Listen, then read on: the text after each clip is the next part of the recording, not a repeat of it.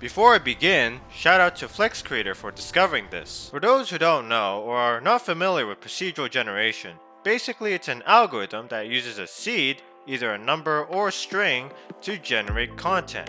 The seed dictating how that content will be generated. Starfield uses it to create the environment when you land your ship, the landscape, where the resources are, the points of interest, etc. It also populates planets and moons with various generic POIs viewed from space. And it turns out you can manipulate this by changing seeds mid-save. But first, how do you get your seed? You need a hex viewer that can read memory or memory dumps. For this video, I'm going to use Cheat Engine because that's what I'm most familiar with. Before you do this, make sure you save first. Open up the console and input this command. And we need a number for this command. I don't know what number to use. Maybe I'll use this number. I don't think anything else uses it. Okay, so now, going back to Cheat Engine, I'll input the number used for the seed and hit first scan. Alright, we got two entries. One of them has the location of the seed in the save file. The easiest way to determine which one is correct is to reload your save before you alter the universe. So reload, and Cheat Engine will update in real time, and you will see your seed value. But wait, there's one more step you gotta do because this is not the actual seed value. Right click on the entry and select Browse this memory region. These 8 bits here is the seed of the universe. Take these values and type them into a hexadecimal to decimal converter, which you can find online. I have to type them in backwards order, so looking at these bits, I type it in like this. And then hit convert. And there it is, the seed to my universe. If you type this into your console, your universe will look like my universe. At least all the unexplored parts. Some of you might be thinking, but what about the value at the top? Why isn't that the seed? Well, there's a simple reason that I found about a month ago while fiddling around with it. Turns out, the seed is a 32-bit signed integer. If you type any value greater than 2.1 billion, it will revert back to the maximum value it can support, which means that there can only be a little less than 4.3 billion possible universes in Starfield. Now that's a lot, but it's understandably finite. To put that into perspective, that's less than the entire population of Asia.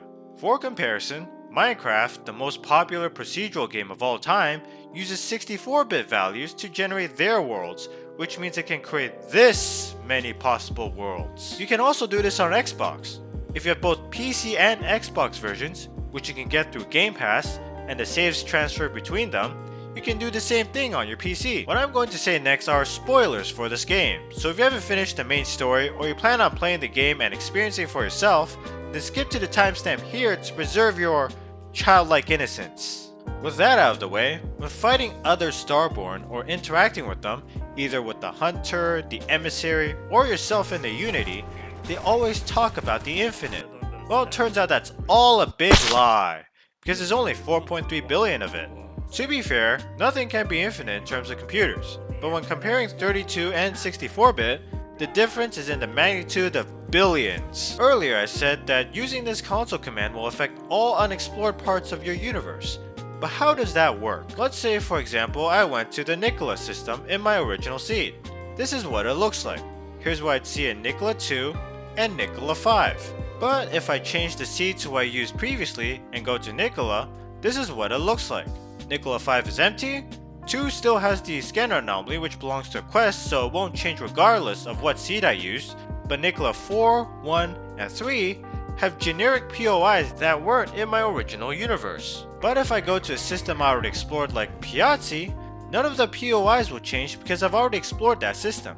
But what will change is any unexplored landing areas on those planets. The things that won't change when you change seeds are fixed POIs like cities, important quest locations, unique ones like Sunny DeFalco's Island or Vulture's Roost, the planets and moons themselves, and their resource maps. So if you want 2 civilian outposts on one moon in the Sol system for example, my seed has that, assuming you've never been to Sol. In terms of landing areas, let's go to the Sol system, which I've already been to, and let's go to Luna. I'll land on a small patch of iron over here. Alright, now that I've landed, looking at the map we can see these markers. If I reload the save and change the seed, and I go back to that same area, the markers and terrain are completely different. But what if your custom landing marker disappears? If you guys didn't know, you can have up to 4 landing areas on a single planet. If you land again at a different spot, the oldest one will disappear. If you land on an existing one, the oldest that wasn't landed on will disappear, leaving you with 3. So if it disappears and I use that command, will that overwrite everything in the area with a new one? Let's find out. Here are 4 markers. The first one I put down in this spot is gone, and here's what was in that area. I will now change it and land at that spot again. Alright, just to make sure, I did use the command prior to landing, and if I look at the map, well, what do you know? It hasn't changed. Turns out, Starfield will save your landing areas even when they disappear and you change the seed. So if you're worried about that, Bethesda's got you. Although to what extent and how far back it'll save your landing zones, I'm not sure. The way the system works is that when you start up the game, the seed value is initialized at 0, which means it's random. So if you create a new game and a new character, it will use the randomly generated number. But if you load an existing game, that random number will be overridden with the one from your save. And even though this is a console command, it doesn't affect achievements. Admittedly, the benefits of manipulating your universe mid-save are kinda niche. So if you're autistic enough to find the best seed for a specific star system, you can do that. Another secret I found, and this is a correction from my previous video about contraband, turns out generic POIs do refresh in terms of loot. There's no particular order of which ones will refresh, but it doesn't seem to be random. What I do know is they'll save a minimum of 38 generic locations in total. I don't know if cities or unique locations factor into it. From my experience, after exploring more than 38 generic POIs throughout the universe, if I travel to another landing area, some of the markers in an existing area become unexplored, which means all the loot and enemies will respawn. But this is not a hard limit. It can be over 40, maybe 50 locations. So if you want more loot, only travel to structural points of interest and not caves or natural ones, as those will also factor into the total. If you made it this far into the video, thank you so much for watching, I really appreciate it. And if you enjoyed the video, hit that like button, subscribe and ring that bell. If you're upset that Bethesda used 32-bit instead of 64-bit for procedural generation, unfortunately there's not much we can do about it.